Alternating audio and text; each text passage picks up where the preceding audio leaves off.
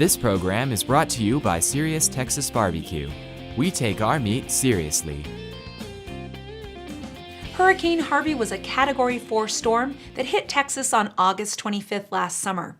Next to Hurricane Katrina, it was the second largest natural disaster ever in the USA, causing more than $125 billion in damages and taking the lives of at least 90 people.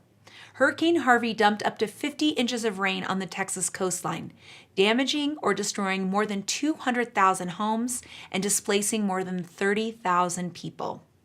5 days after landfall, William and Danielle Weeks welcomed their third child and third daughter, Laura Lynn Weeks, into the world.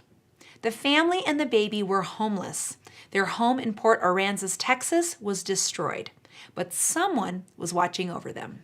Well, we were watching this segment on ABC News about this family that was about ready to have a baby, and they had lost their home in the hurricane and didn't know what they were going to do. And I think Steve said, we should just give them the tiny house. Candace and Steve own Nelson Builders, and last year they built their first tiny house as a spec home. It was sitting in their driveway waiting for a buyer, so they decided to donate it to the Weeks family. We just went on Twitter, and the producer got in touch with us and put us in contact with the family, and then we tried to make arrangements to make it all happen. And this was all in the same time period for them where they were actually, their baby was being born. Right. You all done?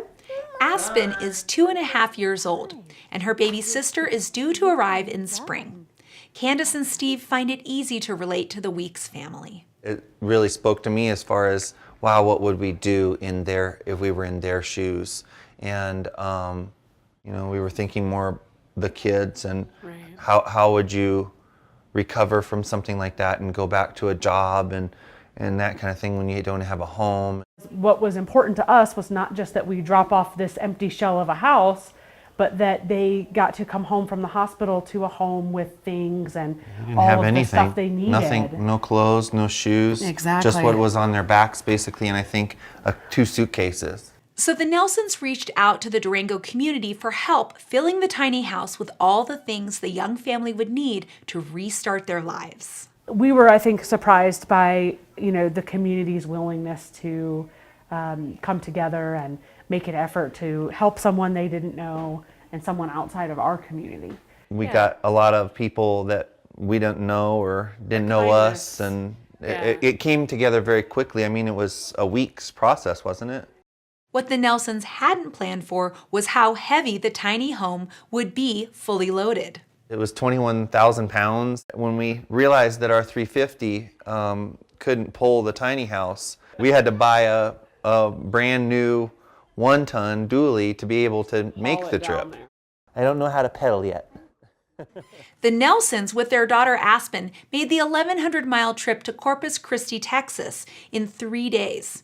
They delivered the tiny home to a mobile home park before Danielle and William Weeks came home from the hospital with their 3 daughters. So then once we got it there and got it positioned, we took everything that was donated and were putting it away.